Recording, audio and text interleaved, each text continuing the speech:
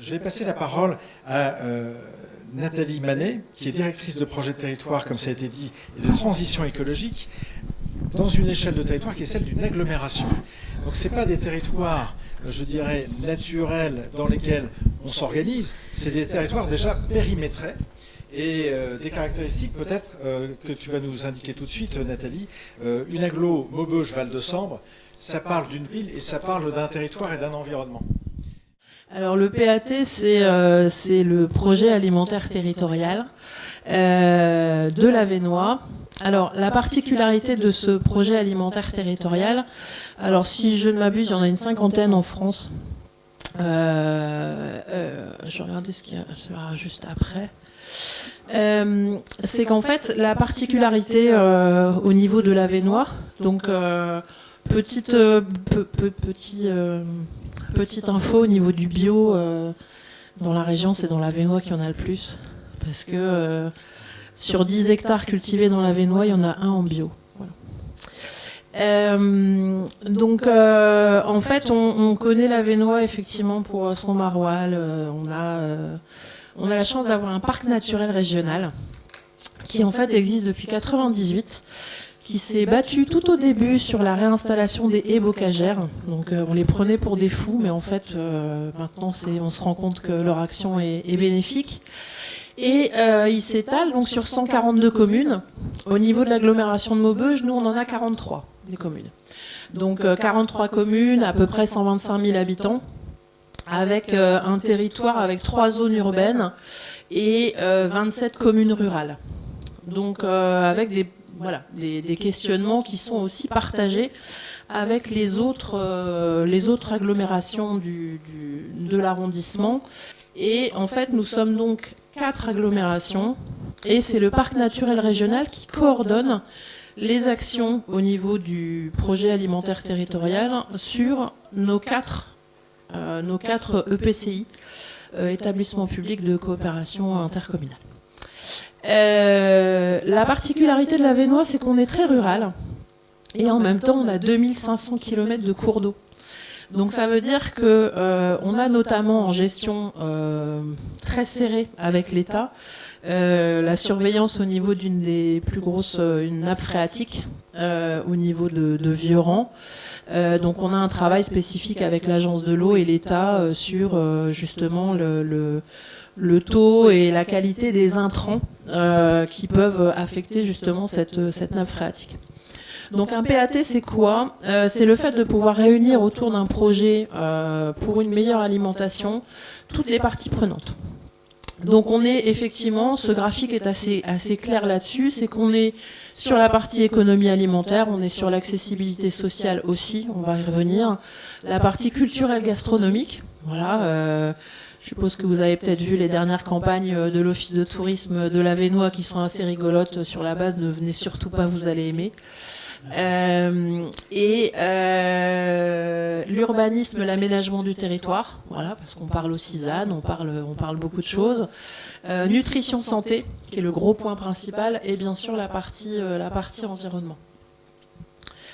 Alors la particularité en fait, donc c'est un programme, un plan alimentaire, alors programme, chacun le met à sa sauce, qui est soutenu donc par la région. On fait partie du mieux manger et du mieux consommer dans les 6 piliers de France Nation Verte, et bien évidemment avec l'Union européenne en soutien également. Alors, le PAT de l'Avesnois, il est un peu particulier parce que malheureusement, on est un territoire qui cumule beaucoup de lanternes rouges et où le PAT devient un vrai objet de santé publique. C'est-à-dire que, si je dois donner des chiffres, on a 17,6% de la population qui est en QPV sur 7 communes. On a un déclin démographique permanent de 10%. 25% de la population a plus de 60 ans. Le taux de pauvreté est à 23%, c'est-à-dire le double de la moyenne nationale. Et on a surtout une surmortalité prématurée de 50% au regard de l'Hexagone. Alors notamment sur des maladies cardiovasculaires et des cancers. Le lien est effectivement établi très clairement avec avec la précarité et les affections de longue durée. Donc, de fait, le PAT va intervenir vraiment comme un outil en soutien à une politique sociale et une politique sanitaire sur le territoire très importante. On a des très très grosses interventions et beaucoup de soutien sur la partie santé, notamment au sein de ce qu'on appelle le pacte SAT, donc qui est un pacte qui est spécifique Sambre, Avesnois, Thiérache, puisque malheureusement on partage aussi ces constats avec l'Aisne. C'est qu'en fait donc c'est un plan qui est renouvelé, qui là vient d'être re-signé pour 5 ans et qui nous donne des moyens spécifiques pour intervenir sur ces sujets. Alors que ça soit effectivement l'alimentation, l'emploi, la santé, et aussi un très très gros point sur les violences intrafamiliales, puisque malheureusement on a aussi ce triste record au niveau de la région. Donc le PAT, il est organisé sur des axes qui vont permettre de travailler sur ces objectifs de santé publique et d'environnement, avec 4 axes principaux. Donc réduire l'obésité et le surpoids dans la population.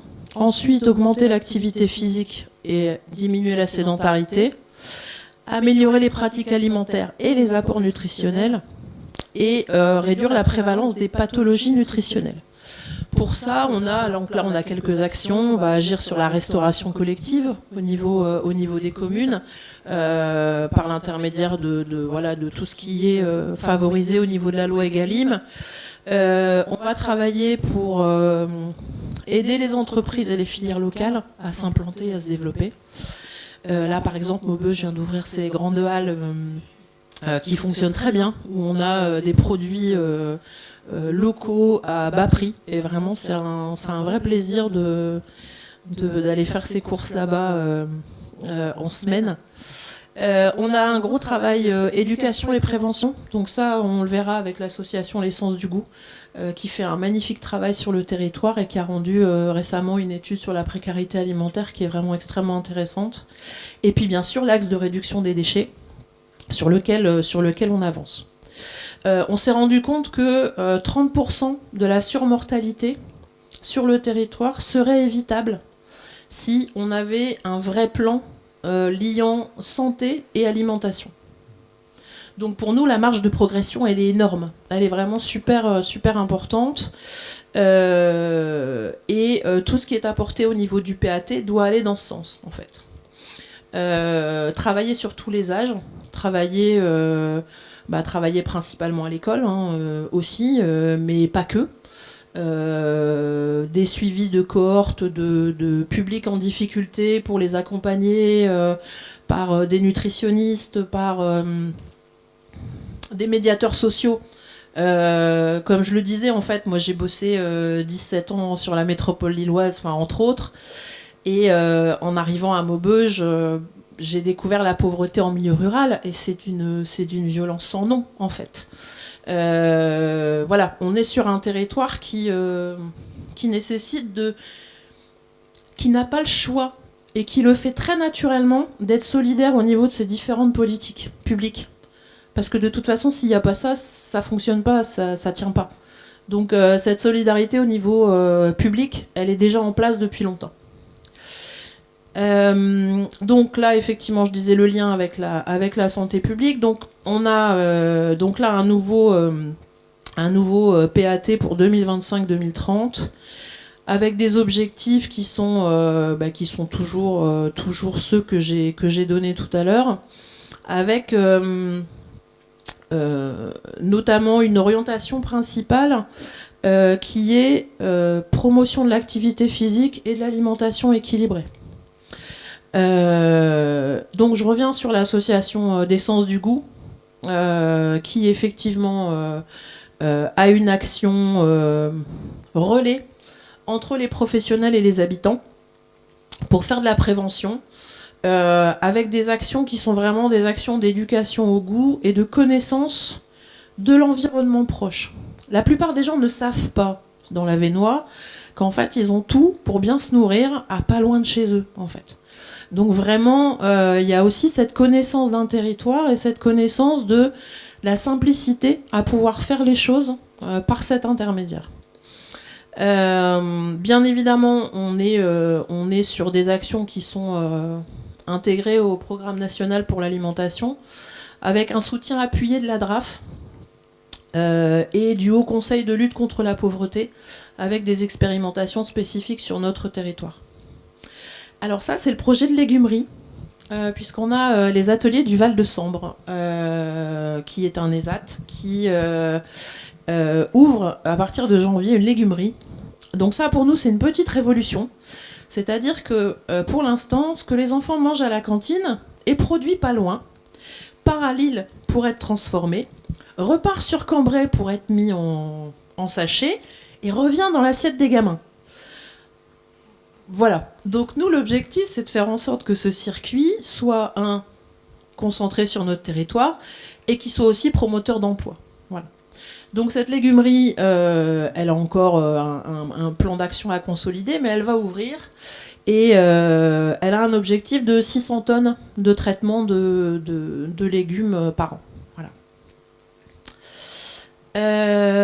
Donc je le disais, la transition de la restauration collective, très important. Et très important parce qu'on parle à des maires de très petites communes. Donc ça veut dire qu'en termes de convives, ils ont 20-30 gamins qui connaissent depuis la naissance, et ils connaissaient même souvent les parents qui venaient peut-être même manger à la même cantine. Donc de fait, nous, notre objectif, c'est de faire en sorte d'être en capacité de travailler et de profiter de ce petit nombre de convives pour avancer vraiment sur des projets qui sont spécifiques à chaque école, en lien avec les parents. Voilà. On n'a pas des classes des cantines de 200, 300, 400, 500 gamins.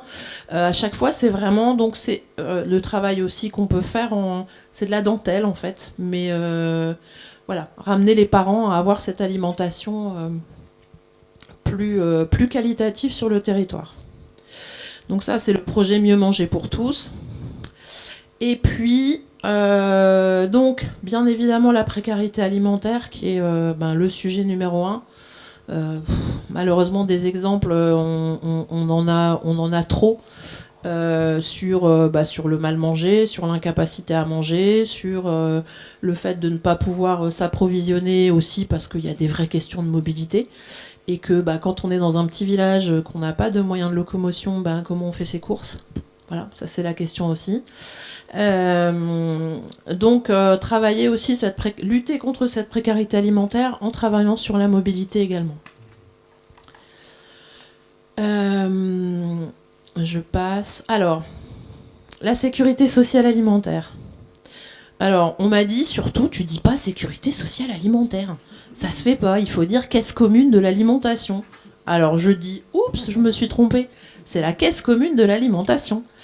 Ce projet, on l'invente pas. Il est déjà en cours dans plusieurs villes en France, avec des réussites, avec des interrogations, avec des choses à faire progresser. Mais pour nous, ça reste un objectif. Travailler vraiment sur un accès universel à une alimentation saine et durable. Voilà.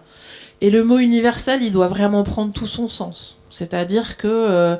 alors, il y a plein de façons de le mettre en place, et les différentes villes en France, nous, on est encore à l'étude, parce que pour l'instant, ce sont des grosses agglomérations qui l'ont mise en place. Très urbaines, avec des réseaux, avec des moyens de mobilité très organisés. Nous, on est en milieu rural. Donc ça veut dire quoi ? Ça veut dire des petites camionnettes, ça veut dire imaginer une autre forme qui n'existe pas encore dans ces grandes agglomérations. Mais pour autant, encore une fois, travailler la solidarité du territoire. Quand je suis arrivée dans la Vénois, je me suis dit, voilà, moi je suis la Lilloise qui arrive, qui sait tout, machin. Enfin, je me suis dit, ça va être terrible. Et en fait, j'ai découvert un territoire d'une humanité, d'une solidarité et d'une ouverture que j'ai rarement vue. Donc, que j'avais eu aussi dans le Pas-de-Calais, par exemple, en bossant à Liévin. Mais c'est pour ça que sur ce territoire, il y a plein de choses en termes d'expérimentation qui sont faites, qui fonctionnent pas, mais ça garde quand même une certaine flexibilité dans les expérimentations. Mais en sachant qu'il y a urgence derrière, quoi qu'il arrive. Donc cette sécurité sociale alimentaire, elle est importante. On va tenter le coup. On vous tiendra au courant des avancées sur le sujet. Est-ce que ça va prendre ? On verra. En tout cas, on va inventer une nouvelle forme par rapport à ça, vraiment. Donc l'essence du goût, effectivement, j'en ai parlé. Et puis le dernier point, c'est le gaspillage alimentaire. C'est important aussi. Je dirais que pour l'instant, on le garde à l'agglo, on gère une partie des déchets. Hein. Pas tout, mais on en gère une partie. On a tout un plan à sortir sur les biodéchets. Mais voilà, on garde ça en ligne de mire, notamment pour la restauration collective. Mais on va d'abord s'attaquer à bien faire manger tout le monde et faire en sorte que les habitants du territoire, même sans beaucoup de moyens, puissent avoir accès à une alimentation qui est pour nous la base d'un bien-être durable.